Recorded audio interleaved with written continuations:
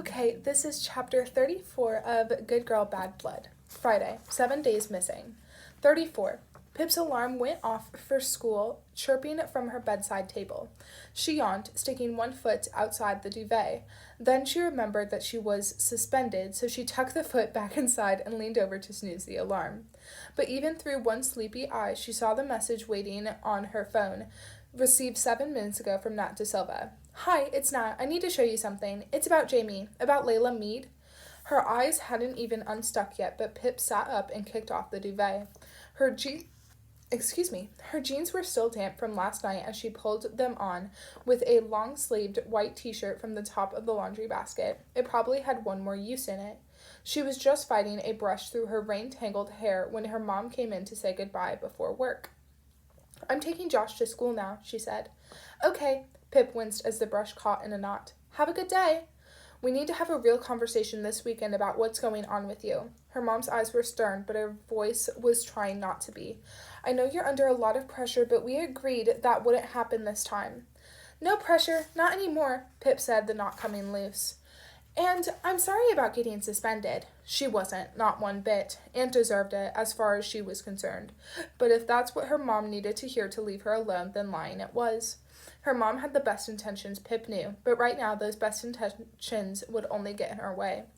"That's okay, sweetie," her mom said. "I know the verdict must have hit you hard, and everything with Jamie Reynolds. Maybe it's best if you stay home today, get some studying done, some normality."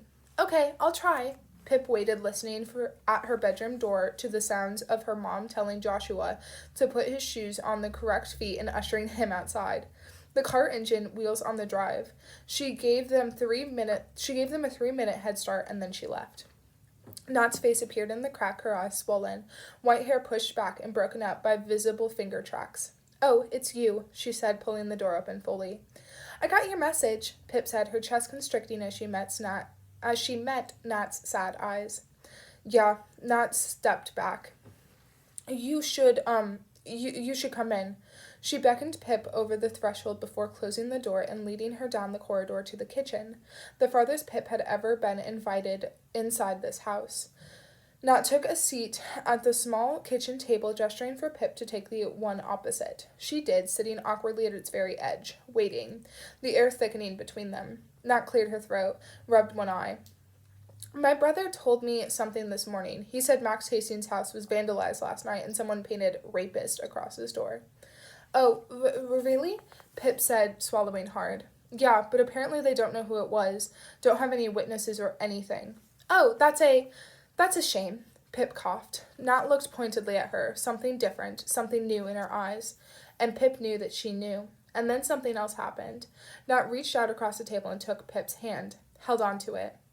"I saw you uploaded that audio file," she said, her hands shifting around inside Pip's. "It's already getting a lot of attention, huh? You're going to get in trouble for that, aren't you?" "Probably," said Pip. "I know how that feels," Nat said. "That anger, like you just want to set fire to the world and watch it burn." "Something like that."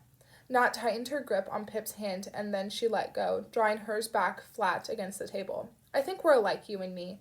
I didn't before. I wanted to hate you so badly. I really did. I used to hate Auntie Belle that much. For a while, it felt like the only thing I had. And you know why I wanted to hate you so much, apart from you being a pain in the ass." She tapped her fingers. "I listened to your podcast, and it made me not hate Auntie quite so much anymore. In fact, I felt sorry for her, so I hated you even harder instead. But I think I've been hating the wrong people all along." She sniffed with a tiny smile. "You're okay," she said. "Thanks," Pip said, Nat's smile passing to her and then out the open window. "You were right." Nat picked at her fingers. "About Luke. Your boyfriend?" "Not anymore. Not that he knows it yet." She laughed, and there was no joy in it. "What was I right about?" "What you noticed. When you asked where we were the night Jamie went missing, Luke said he went home all night alone." Nat paused. "He was lying. You were right." "Did you ask him where he was?" said Pip. "No. Luke doesn't like to be asked questions." Nat shifted in her chair. "But after Jamie never showed up and was ignoring my calls, I went over to Luke's house to see him. He wasn't there, and his car was gone." "What time was this?" "Around midnight. Then I went back home." "So you don't know where Luke was?" Pip leaned forward, elbows on the table. I do now. Nat withdrew one of her hands to pull her phone out, laying it on the table. Last night I was thinking about what you said yesterday, that maybe Luke had something to do with Jamie's disappearance. So I looked through his phone while he was asleep, went through his text. He's been talking to a girl. She laughed again, small and hollow. Her name is Layla Mead. Pip felt the name creeping along her skin, climbing up her spine, jumping rung to rung. You said Jamie's been talking to her too, Nat said. I stayed up till 4 listening to your 2 episodes. You don't know who Layla is, but Luke does. She ran her fingers through her hair. That's where he was the night of Jamie's disappearance, meeting Layla. Really? That's what his messages say. They've been talking for several weeks. I scrolled back and read every message. Looks like they met on Tinder, so that's great for me. And the messages are, explicit. Also great for me. But they hadn't met yet, not until last Friday night. Here. She unlocked her phone, thumbing onto the Photos app. I took 2 screenshots and sent them to my phone. I was already thinking of showing you because, you came back, so I didn't have to be alone. And when I heard about Max's house, that's when I decided to message you. Here. She put the phone into Pip's waiting hands. Pip's eyes trailed down the first screenshot. Luke's messages on the right in blue boxes, Layla's on the left and in gray. I've been thinking about you, ... Yeah, been thinking about you too. Good things, I hope, smiley face. You know me. I'd like to. I don't want to wait anymore. Want to meet tonight? All right, where? Parking lot in Lodge Garage. Parking lot in Lodge Park. Whew. Pip's breath stuttered at Layla's last message. The parking lot at Lodge Park. Her search party team had walked through that parking lot on Wednesday. It fell inside their zone. She glanced up quickly at Nat before swiping to the second screenshot. A parking lot? I won't be wearing much. ... When? Come now. Then 10 minutes later at 11:58 p.m. Are you coming? Almost there.